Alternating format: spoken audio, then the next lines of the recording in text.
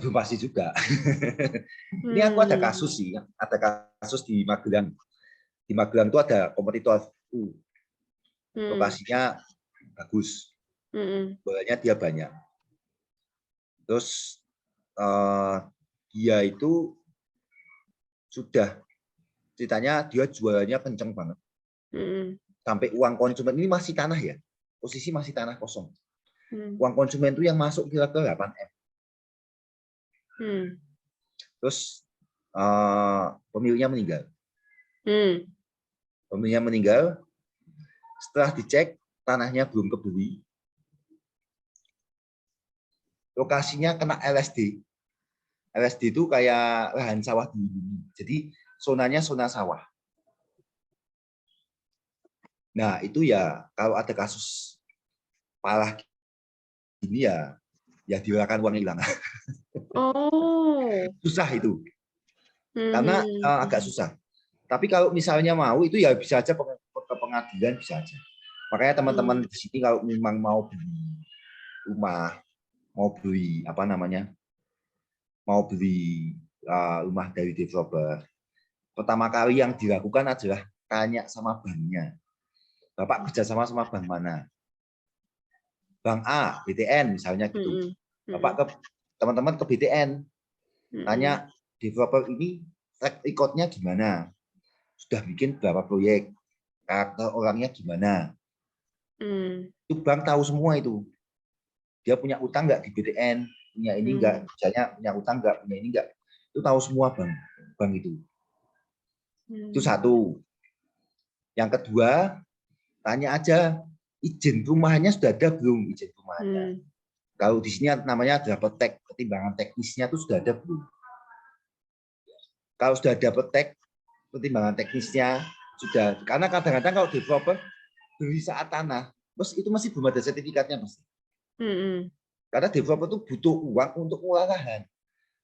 Kalau sudah ada sertifikatnya sudah pecah dan lahannya sudah diolah, tinggal bangun. Developer tidak mungkin jual harga murah. Iya, betul. Pasti developer nggak mungkin jual harga murah. Kalau jual harga murah berarti itu memang nggak laku. Gitu. Iya, iya.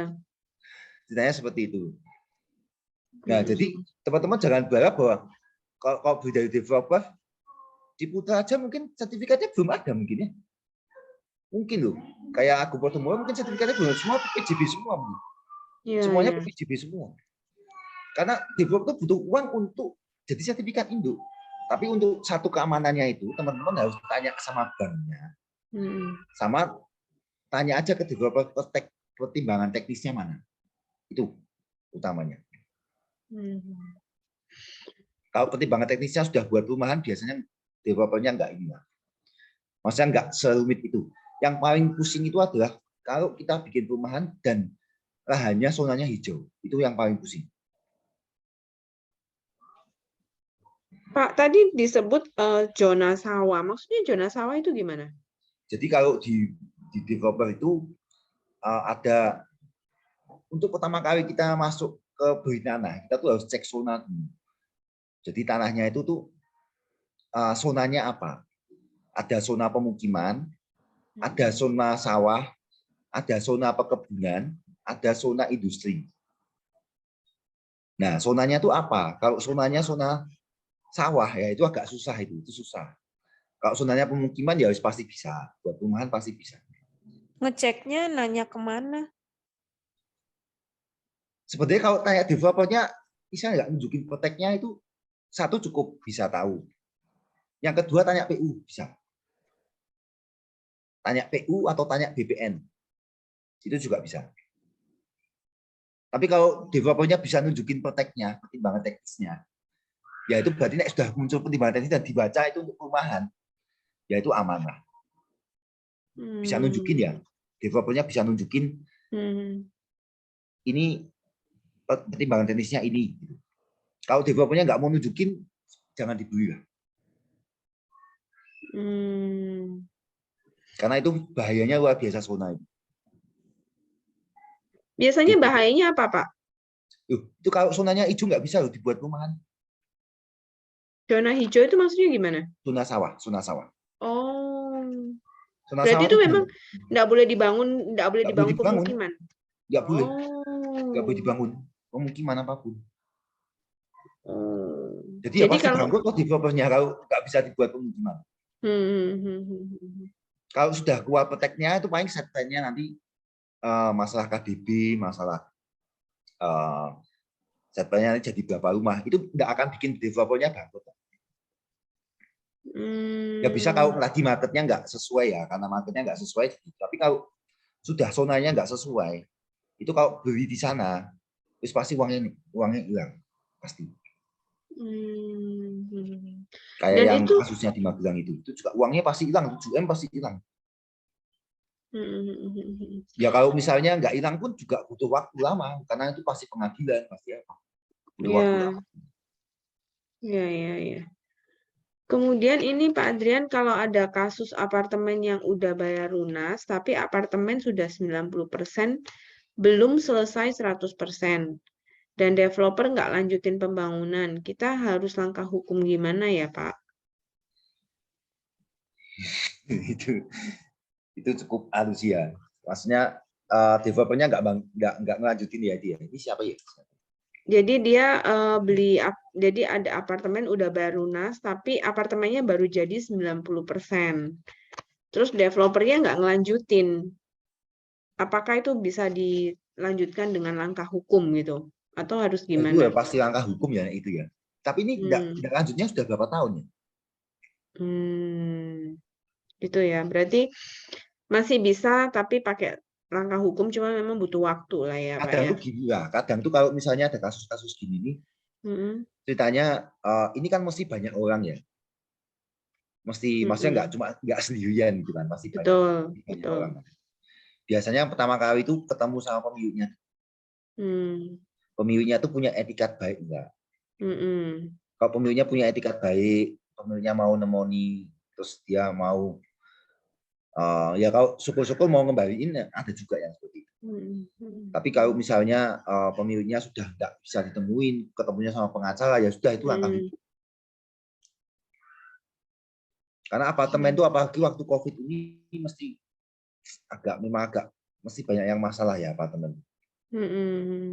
Bank BTN aja ngomong, wah nek sekarang apartemen kita belum mau biayai dulu lah. Karena kasusnya banyak kalau apartemen itu. Iya. Gitu. Iya sih. Karena belum tentu satu tower laku semua, tapi dia bangunnya harus satu tower ya. Jadi terlalu resiko juga ya Pak ya. Oh, ini ada pertanyaan lagi nih, apa sih Pak Vicky ya? Harusnya serah terima Juni ya, tapi karena pandemik mundur 2 tahun dan update terakhir developer bilang Desember serah terima. Tapi banyak info kalau nggak dilanjutin soalnya ownernya udah kabur di OC. Ya itu memang harus langkah hukum ya, nek sudah kayak gini makanya kalau di properti itu memang hati-hatinya ya gini nih. Kadang-kadang memang orang kan tergiur, ya harganya murah gitu kan, tanpa Kadang-kadang tuh memang gini nih kadang-kadang. Ya. Jadi nek developer tuh kadang-kadang kalau yang dia biasa bangun rumah, terus bangun apartemen, baru pertama kali bangun apartemen itu juga karena itu emang pusing. Bikin apartemen itu memang nggak gampang gitu. Jadi kadang-kadang buatnya kecil dulu, satu tower dulu lah. Makanya saya pun juga mau bikin apartemen juga takut. Soalnya apartemennya bisa jadi 3 tower, kita takut. Iya. Kita besok kalau mau nyoba pun mesti kita sama orang yang sudah kompeten dan kita bikinnya pasti satu tower. Iya. Jadi lebih risknya lebih kecil lah. Tapi Pak Adrian, bukankah berarti gini, langkah teraman adalah apabila memang langkah teraman yang kita maksudnya secara orang awam lah ya kita bicara, memang paling aman itu sebenarnya di KPR-kan atau di KPA-kan ya. Jadi beli properti paling aman itu kalau misalnya kita mau benar-benar safety, karena kan bank nggak mungkin terima kalau itu bermasalah kan. Ya itu plus minusnya gitu sih. Kalau KPR sih lebih safety. Karena kalau misalnya bisa gini, kalau misalnya kita nggak developernya nggak melanjutin kayak gini, tapi kita KPA gitu, kita ngomong sama banknya yang maju. Memang itu karena bank juga kalau izinnya nggak lengkap juga bank nggak mau kan. Iya. Gitu. Itu memang lebih amannya lebih aman KPA atau KPR ya. Tapi kalau untuk investasi terus kena bunga, itu sebenarnya nggak cocok. Ya. Tapi kalau memang aman, kalau memang mau ditempati, misalnya aku mau nempatin biar aman ya KPA. Ya. Karena bank pasti sudah bisa membiayai. Gitu. Tapi Pak Adrian, ada satu, saya pernah dengar nih ya, ada satu properti, dia itu bangun apartemen, tapi sampai sekarang sertifikat itu belum bisa keluar dan itu sudah cukup lama, bertahun-tahun, mungkin 10 tahun juga ada.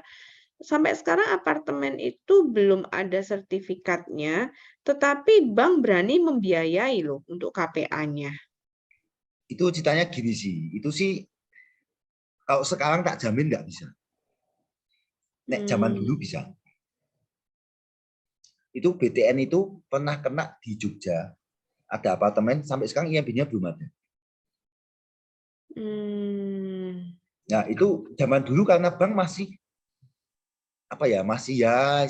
kayak detail-detail kecilnya dia nggak ini, terus developernya dikasih ini, terus dia ada mungkin ada korupsi juga mungkin, tapi saya juga nggak tahu. Zaman dulu ada kasus-kasus gitu, tapi zaman sekarang kayaknya agak bank lebih detail zaman sekarang. Sekarang lebih selektif ya? Iya, lebih sangat selektif. Itu mesti kasus-kasus bangsa 10 tahun yang lalu. Gitu-gitulah. Bank sekarang jauh lebih selektif. Iya betul. Itu bisa aja terjadi. Wong sekelas BTN aja bisa ini kok dapat proyek mangkrak, nggak ada IMB-nya kok apartemen di Jogja itu. Udah berapa puluh tahun itu ya, maksudnya 10 tahun lebih. 10 tahunan lah mungkin. Iya, betul. Oke. Mungkin buat teman-teman yang lain, apa ada yang mau ditanyain lagi? Pak Jansen tuh teman saya itu, Pak Jansen itu. Oh, hai Pak Jansen. Hai, saya kenal. Halo. Ada yang mau ditanyain nggak ini ke Pak Adrian nih, Pak Jansen?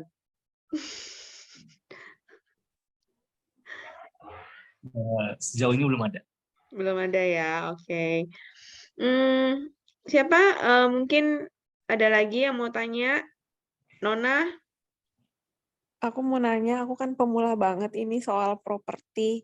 Ya. Selama Pak Andrian ini terjun pertama kali ke properti ini kan dari mulai beli kos-kosan, terus sekarang di BTN subsidi gitu kan. Ya. Itu lebih enaknya bangun apa sih? Apakah kos-kosan atau ruko atau BTN? Karena kan aku tinggal di Sulawesi ya. Di sini tuh BTN-nya tuh perumahan subsidinya tuh cuman bangun 5 atau 10 tuh udah jalan gitu kan.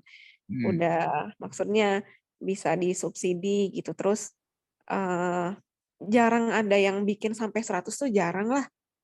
Paling banyak tuh 50 kayak gitu. Atau enggak pernah juga lihat yang cuman 15 biji kayak gitu rumah-rumahnya.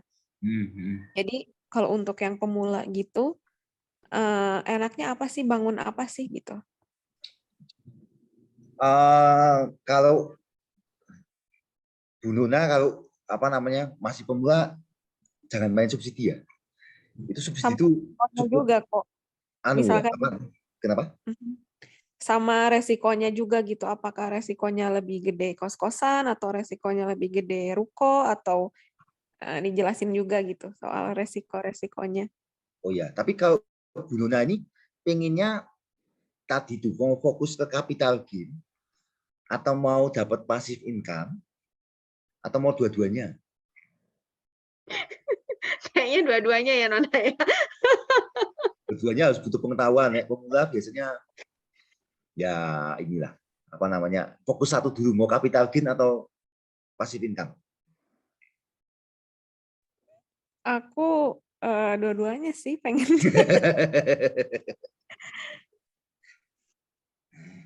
Ya ini ceritanya gini lah. Kalau bangun tuh kan juga butuh pengetahuan ya, Bu Nona ya.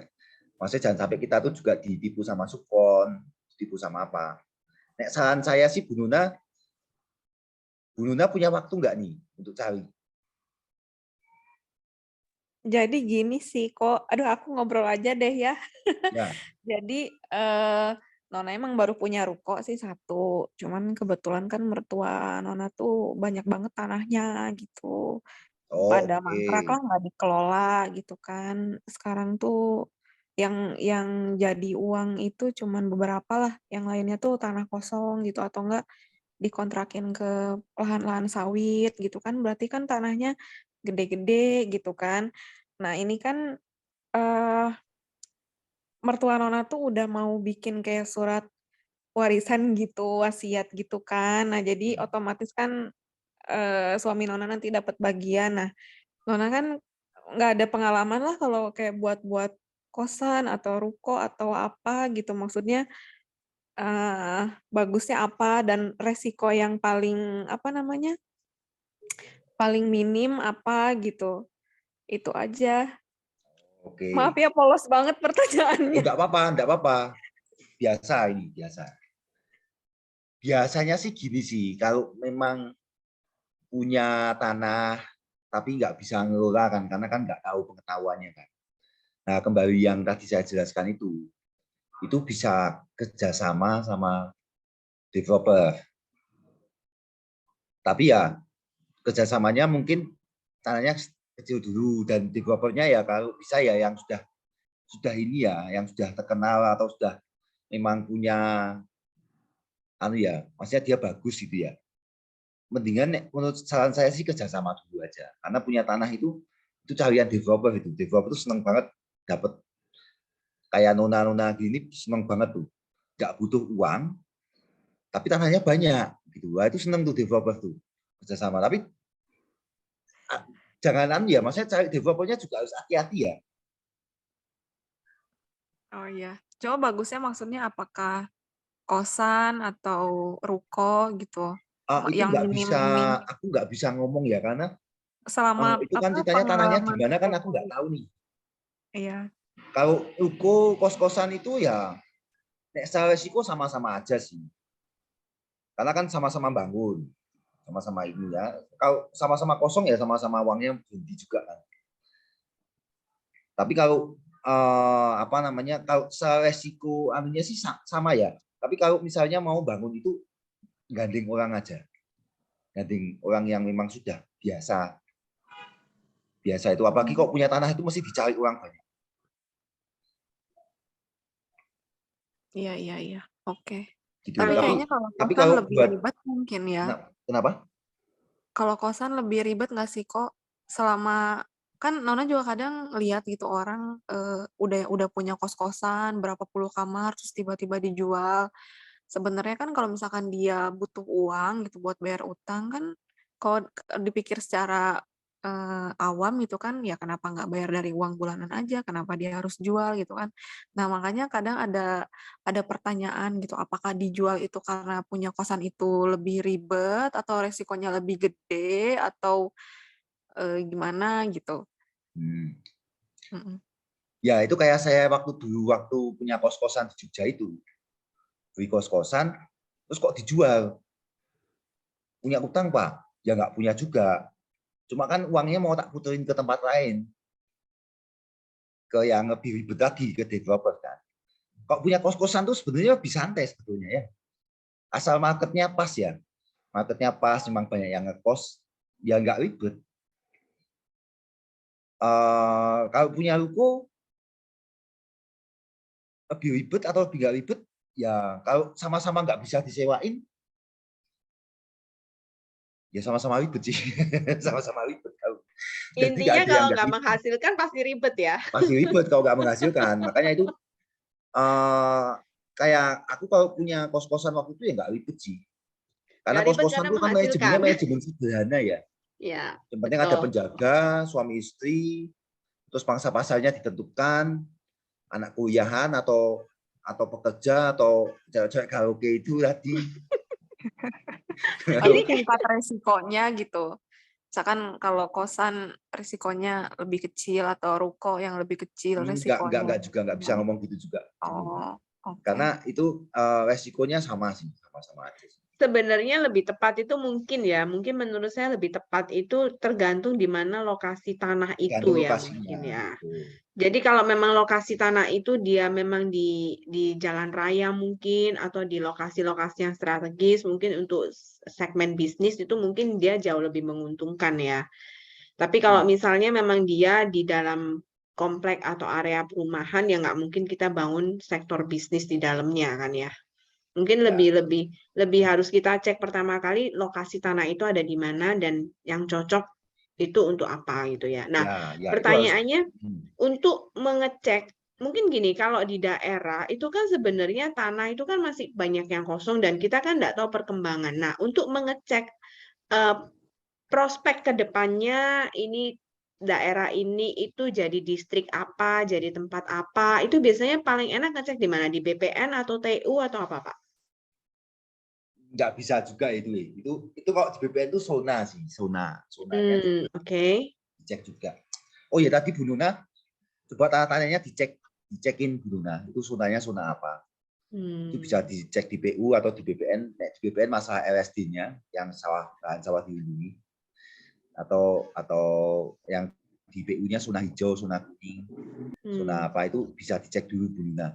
Soalnya jangan-jangan tanda-tandanya Bu Nuna ini zonanya zona hijau semua. Waduh, repot zona hijau semua. Ya nggak bisa dibangun sama aja. Iya ya. Terus kan Nona juga ngelihat perumahan-perumahan di sini tuh beda kan, Nona kan asli Bandung gitu. Terus tinggal di sini kan kalau Bandung tuh perumahan tertata ya, mau subsidi atau bukan subsidi gitu kan. Mungkin kayak jalannya dibagusin atau memang perumahannya layak gitu kan. Sedangkan pas di sini ini perumahannya kayak perumahan tapi jalannya tuh masih tanah merah kayak gitu. Terus cuman ada 10 biji, 5 biji tapi jalan gitu kan. Terus di situ ada bacaannya, oh ini perumahan subsidi. Jadi mindsetnya itu kan kalau di Bandung kan kita mikir pas di mana rumahnya di perumahan, wah langsung pikiran tuh kan elit atau apa bagus itu lebih tertata, lebih rapi, lebih apa gitu kan namanya rumah di perumahan gitu. Nah, kalau di sini tuh perumahan tuh jadi kayak ngelihatnya tuh ih jangan deh gitu kan. Jangan deh soalnya perumahan tuh lebih enak punya rumah sendiri daripada rumah di perumahan. Jadi kesannya beda. Nah, yang Nona mau nanyain tuh kalau yang bikin perumahan subsidi cuman maksudnya jumlahnya tidak 100 gitu, itu kerjasamanya kemana ya? Maksudnya cuma ke bank aja atau kalau mau bikin gimana gitu perumahan subsidi tahapannya? itu ya maksudnya. Ya tahapan kayak gitu. Tapi nggak nyampe 100 gitu. Maksudnya hanya jumlahnya tuh nggak banyak gitu kok, cuma 10 atau 20 kayak gitu. Itu tahapannya gimana kalau cuma sedikit kayak gitu? Itu sih sebetulnya ke developer sih. Karena bank itu kan cuma membiayai rumahnya, tapi yang murah semua kan developer. Nah, kalau misalnya mau belajar ke situ, ya ceritanya gini lah, Bu Nuna bisa ke ini aja, datang ke BTN, atau di sana kan ada BTN atau BTN Syariah, tanya pengembang yang bagus siapa. Mungkin nggak, kalau tanahnya Bu Nuna besar mungkin bisa sampai pengembang se-Sulawesi mungkin ya. Se-Sulawesi itu siapa? Nah, terus minta dikontakkan aja sama developer-developernya itu. Kalau nggak salah ada Ray ya Pak? Tergantung, saya nggak tahu. Jadi kalau asosiasi itu di perumahan itu ada Ray, ada Persi, ada Himpera, ada Apenas. Aku nggak tahu di sana tuh yang bagus, yang paling banyak yang mana aku nggak tahu. Kalau di Sulawesi kayaknya Ray deh. Ray yang besar mungkin. Nah, tapi tanyanya mendingan tanya ke bank aja. Iya. Tapi ingat ya, Bu Nuna ya, itu developer yang nakal banyak ya. Jadi hati-hati. Jadi nggak asal. Biasanya nakalnya tuh kayak gimana kok kasus-kasus nakal tuh? Nakalnya tuh ya dia mungkin bukan nakal, tapi bisa aja mismanagement bisa. Dia manajemennya jelek, itu juga bisa. Jadi jangan pasti terus kalau kerja sama-sama developer pasti berhasil ya enggak juga. Tapi kalau misalnya kita tanya sama BTN terus tahu ini bank apa developer mana yang sudah lama terus dia memang konsisten gitu, itu meminimalkan resiko ketemu developer yang nakal atau yang mismanagement. Oke, kalau begitu ini apakah Nona cukup? Nona? Iya, Ci, cukup, Ci.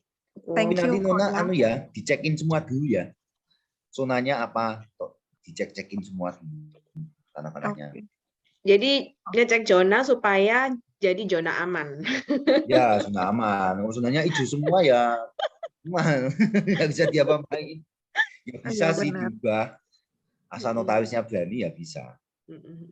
Terus ini Pak, ada pertanyaan terakhir nih. Pak mau tanya lagi, kalau kita invest rumah subsidi bagus nggak buat kedepannya? Tergantung developernya kalau ini Vicky. Nanti developernya, kalau developernya saya ya bagus. Ya ini sedikit aja nih, Pak Vicky. Maksudnya kalau mau invest, saya di sini nggak jualan. Saya sama sekali nggak pengen jualan lah. Kalau jualan Tapi kalau mau beli ya boleh, gitu. Kalau mau beli ya boleh. Pak Adrian, kalau sampai jualan di sini nih, saya mesti pungut komisi berapa persen ini? Bahaya nih pungut komisi nih. Nah, iya nih, harusnya nih, apa namanya nanti dapat komisi lah nanti lah. Cuma ini saya nggak jualan, tapi kalau misalnya mau beli ya boleh. Iya. Tapi Iya. Betul. developer kayak, jadi ceritanya gini Pak Vicky. Saya ini kan developer rumah subsidi. Saya punya di 9 kota, mana di Jawa Timur tuh di Madiun. Saya punya di Madiun. Nah, saya ini jual harga itu kan sekarang 150-500. Nah, kayak seperti saya tadi, untungnya itu kan harus untung di depan. Ya, saya itu jual 123 juta.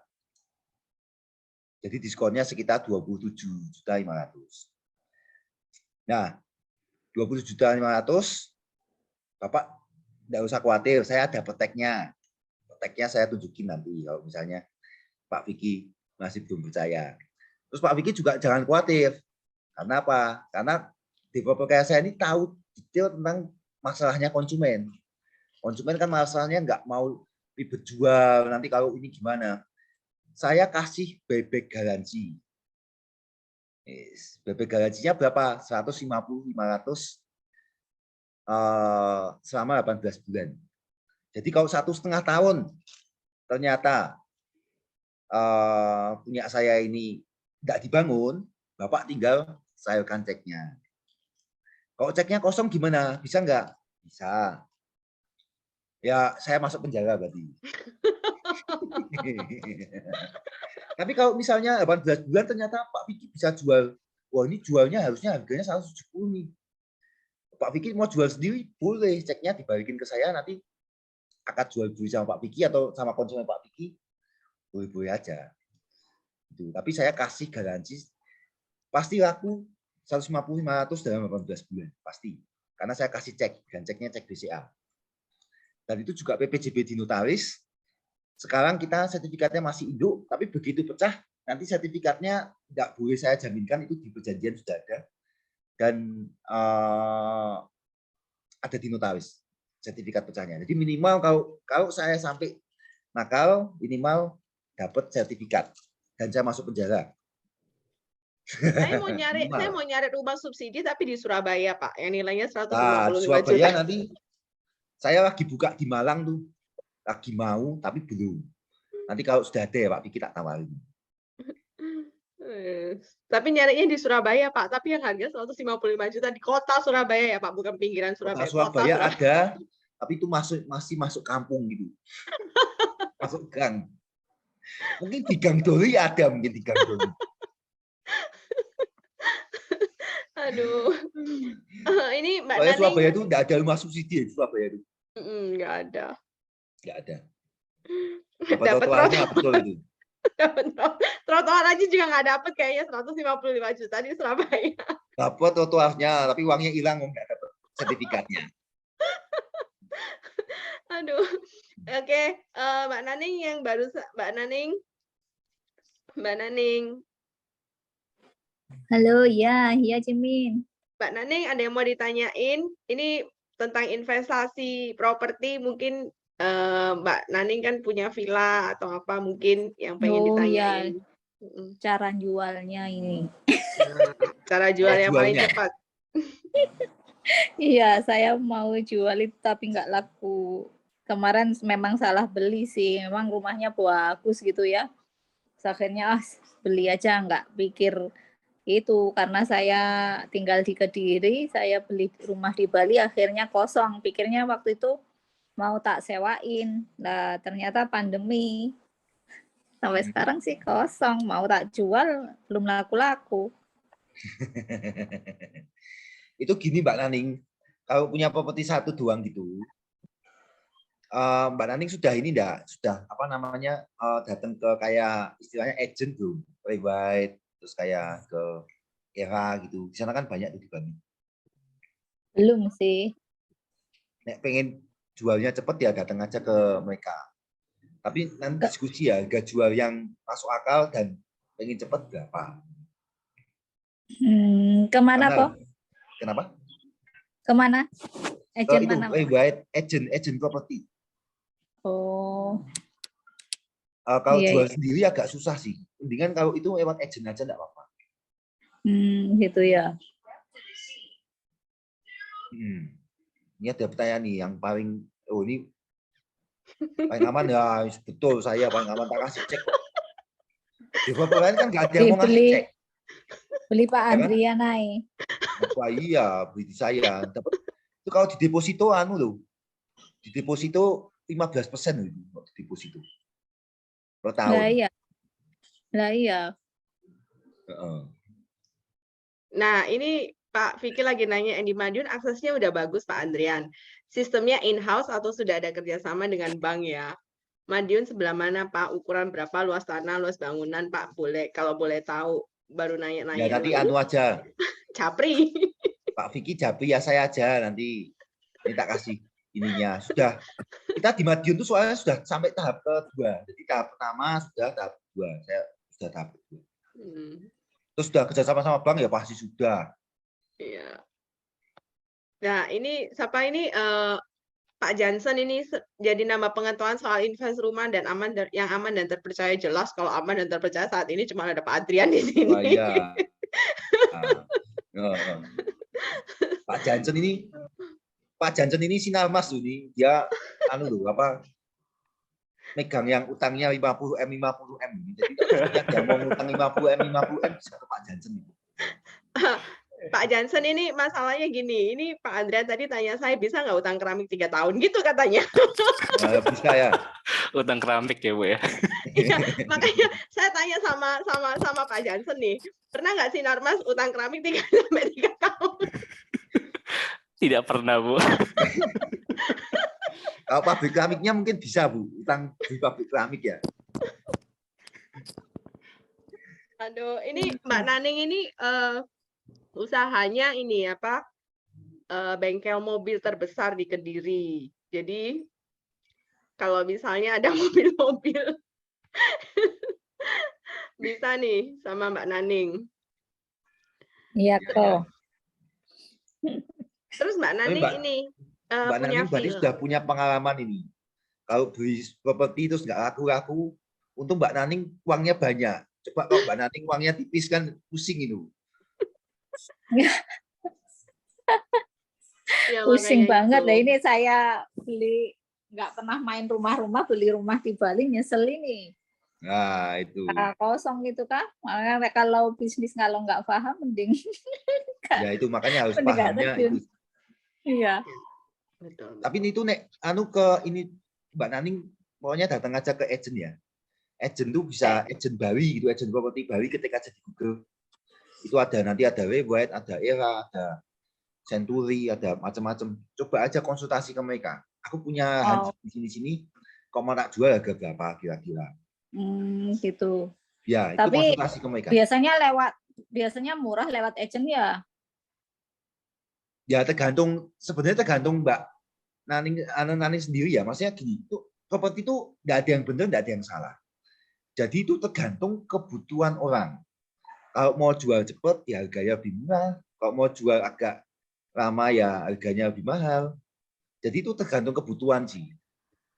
Gitu ya. Harus Ya, lewat tergantung agent ya toh. kebutuhan. Jadi nggak ada yang, oh ini salah nih benar, nggak ada. Gitu. Ya, gimana caranya itu cepat jadi uang lah.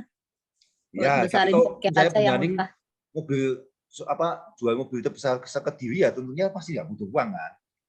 Iya, mending Nah, kalau nggak yang butuh uang ya paham-paham aja. jual ke mereka.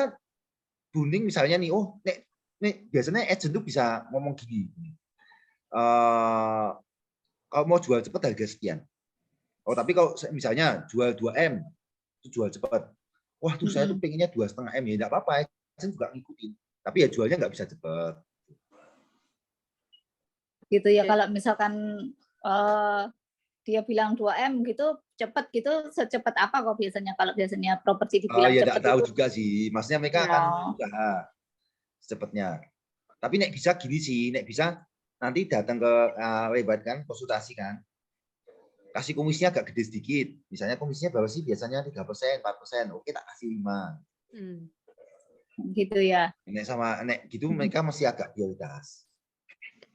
Tapi sebenarnya memang kalau kita jual properti itu memang ya apa ya, kalau mau dibilang kalau nggak gampang juga sih ya saat-saat sekarang ya mau jual properti. Iya.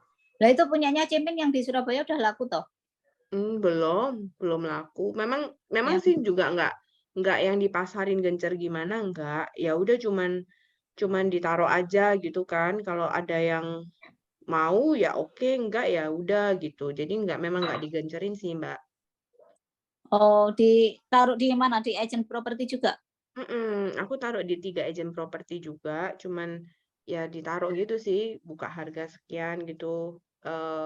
Ya tapi memang tanya-tanya doang sih, belum sampai yang ada kayak gimana gitu juga enggak gitu.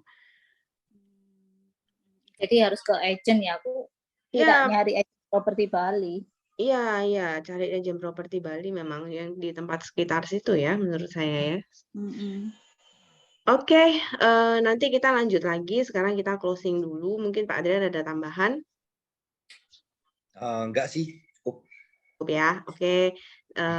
Terima kasih buat Pak Adrian yang sudah sharing sama kita pada malam hari ini. Oh ya, Terima kasih juga sorry. buat Sedikit ya, tambahan. boleh. Itu kalau Silakan. misalnya mau kontak-kontakan, mungkin nomor handphone saya bisa nanti ada grupnya di IG di Telegram ya. Ya. Oh ya, nanti Ya. bisa saya share di Telegram. Ya, oke. Terima kasih buat teman-teman semua udah hadir pada malam hari ini. Nanti kita akan ketemu lagi minggu depan dengan topik yang berbeda. Sampai ketemu minggu depan. Terima kasih. Ya.